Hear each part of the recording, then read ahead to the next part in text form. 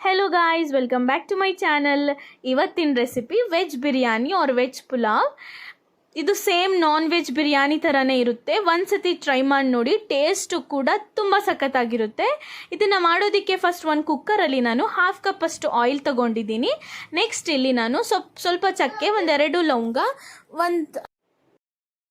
ಒಂದು ಅರ್ಧ tea spoon ಅಷ್ಟು ಜೀರಿಗೆ, 3 ಮೀಡಿಯಮ್ ಸೈಜ್ ಆನಿಯನ್ನ ಸಣ್ಣದಾಗಿ ಸ್ಲೈಸ್ ಮಾಡ್ಕೊಂಡು ಹಾಕ್ಕೊಂಡಿದ್ದೀನಿ.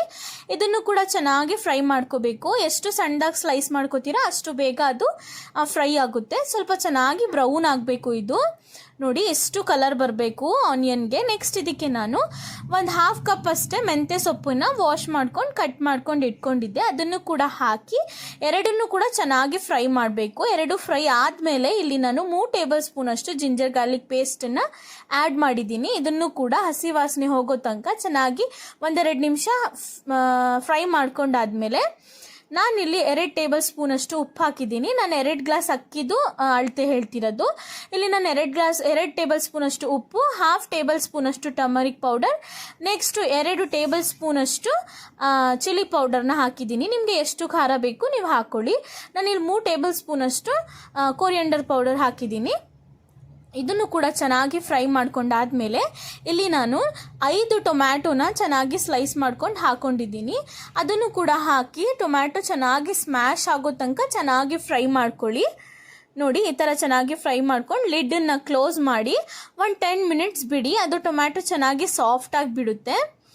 ನೋಡಿ ಇವಾಗ ನಾನು ಇದಕ್ಕೆ ಲಿಡ್ಡನ್ನು ಕ್ಲೋಸ್ ಮಾಡಿ 10 ಮಿನಿಟ್ಸ್ ಬಿಟ್ಟಿದ್ದೆ. ಆಮೇಲೆ 10 ಮಿನಿಟ್ಸ್ ಆದಮೇಲೆ ಓಪನ್ ಮಾಡಿ ನೋಡಿದರೆ ಟೊಮ್ಯಾಟೊ ಚೆನ್ನಾಗಿ ಮ್ಯಾಶ್, ನೋಡಿ ಈ ಥರ ಚೆನ್ನಾಗಿ ಮ್ಯಾಶ್ ಆಗಬೇಕು, ಆ ಥರ ಆಗಬೇಕು. ಚೆನ್ನಾಗಿ ಸಾಫ್ಟ್ ಆದಮೇಲೆ ಇದಕ್ಕೆ ನಾನು ಒಂದು ಫುಲ್ ಕಪ್ಪಷ್ಟು ನಾನು ಸಬ್ಸಿಗೆ ಸೊಪ್ಪು ಮತ್ತು ಪುದೀನ ಸೊಪ್ಪು ಮತ್ತು ಕೊತ್ತಂಬರಿ ಸೊಪ್ಪನ್ನು ವಾಶ್ ಮಾಡಿಕೊಂಡು 3 ಕೂಡ ಚಾಪ್ ಮಾಡ್ಕೊಂಡು ಇಟ್ಕೊಂಡಿದ್ದೆ. ಅದನ್ನು ಹಾಕ್ತಿದ್ದೀನಿ.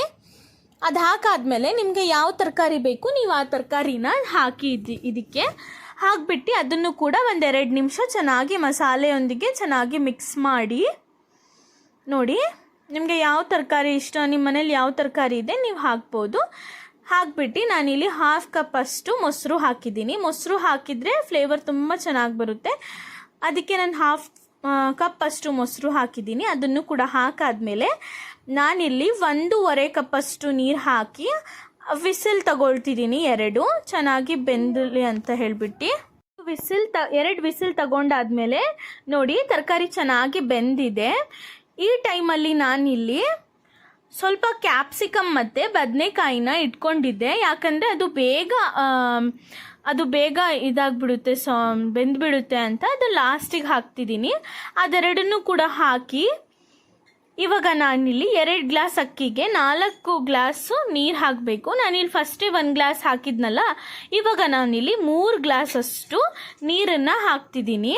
3 ಗ್ಲಾಸ್ ನೀರನ್ನು ಹಾಕಿ ಚೆನ್ನಾಗಿ ನೀರಲ್ಲಿ ಕುದಿ ಬಂದಾದಮೇಲೆ ನೋಡಿ 1 ಗ್ಲಾಸ್ ಅಕ್ಕಿಗೆ ನಾವು 2 ಗ್ಲಾಸ್ ಅಳತೆ ನೀರಿಂದು ಅದನ್ನು ಹಾಕಿ ಲಿಡ್ಡನ್ನು ಕ್ಲೋಸ್ ಮಾಡಿ. ನೋಡಿ ಇವಾಗ ಚೆನ್ನಾಗಿ ನೀರು ಕುದೀತಿದೆ. ಇವಾಗ ನಾನಿಲ್ಲಿ 2 ಗ್ಲಾಸ್ ಅಷ್ಟು ನಾರ್ಮಲ್ ಅಕ್ಕಿನ ಚೆನ್ನಾಗಿ ವಾಶ್ ಮಾಡಿಕೊಂಡು 2 ಗ್ಲಾಸ್ ಅಕ್ಕಿನ ಹಾಕ್ತಿದ್ದೀನಿ. 2 ಗ್ಲಾಸ್ ಅಕ್ಕಿನ ಹಾಕಿಬಿಟ್ಟು ಚೆನ್ನಾಗಿ ಮಿಕ್ಸ್ ಮಾಡಿ. ಈ ಟೈಮಲ್ಲಿ ನೀವು ಸಾಲ್ಟ್ ಇನ್ನೂ ಬೇಕು ಅಂದರೆ ಈ ಟೈಮಲ್ಲಿ ನೀವು ನೋಡ್ಕೋಬೇಕು. ಯಾಕಂದರೆ ಅಕ್ಕಿಗೂ ಕೂಡ ಸ್ವಲ್ಪ ಉಪ್ಪು ಹಿಡಿಯುತ್ತೆ. ಇವಾಗ ನಾನು ಟೇಸ್ಟ್ ಮಾಡುವಾಗ 1/2 ಟೇಬಲ್ ಸ್ಪೂನ್ ಅಷ್ಟು ಹಾಕಿದೆ. ಟೋಟಲ್ ನಾನು 2.5 ಟೇಬಲ್ ಸ್ಪೂನ್ ಅಷ್ಟು ಹಾಕಿದ್ದೀನಿ. ಈ ಟೈಮಲ್ಲಿ ನೀವು ಅರ್ಧ ಟೇಬಲ್ ಸ್ಪೂನ್ ಉಪ್ಪು ಹಾಕಿ ಚೆನ್ನಾಗಿ ಮಿಕ್ಸ್ ಮಾಡಿ ಲಿಡ್ಡನ್ನು ಕ್ಲೋಸ್ ಮಾಡಿ 10 ಮಿನಿಟ್ಸ್ ಬಿಡಿ. ನೆಕ್ಸ್ಟ್ ಮತ್ತೆ ಓಪನ್ ಮಾಡಿ ಸ್ವಲ್ಪ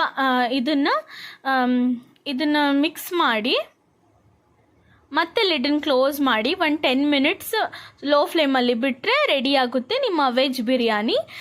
ಚಿಕನ್ ಮಟನ್ ಬಿರಿಯಾನಿನೇ ಮರ್ತು ಬಿಡ್ತೀರಾ, ಅಷ್ಟು ಚೆನ್ನಾಗಿರುತ್ತೆ. ಟೇಸ್ಟು ಕೂಡ ಸೇಮ್ ಆ ಬಿರಿಯಾನಿ ಥರನೇ ಇರುತ್ತೆ. ಒಂದ್ಸತಿ ಟ್ರೈ ಮಾಡಿ ನೋಡಿ, ಖಂಡಿತವಾಗ್ಲೂ ಇಷ್ಟಪಡ್ತೀರಾ. ನನ್ನ ರೆಸಿಪಿ ಇಷ್ಟ ಆಗಿದ್ದರೆ ಚಾನಲ್ನ ಸಬ್ಸ್ಕ್ರೈಬ್ ಮಾಡಿ, ಲೈಕ್ ಮಾಡಿ, ಶೇರ್ ಮಾಡಿ. ಬಾಯ್.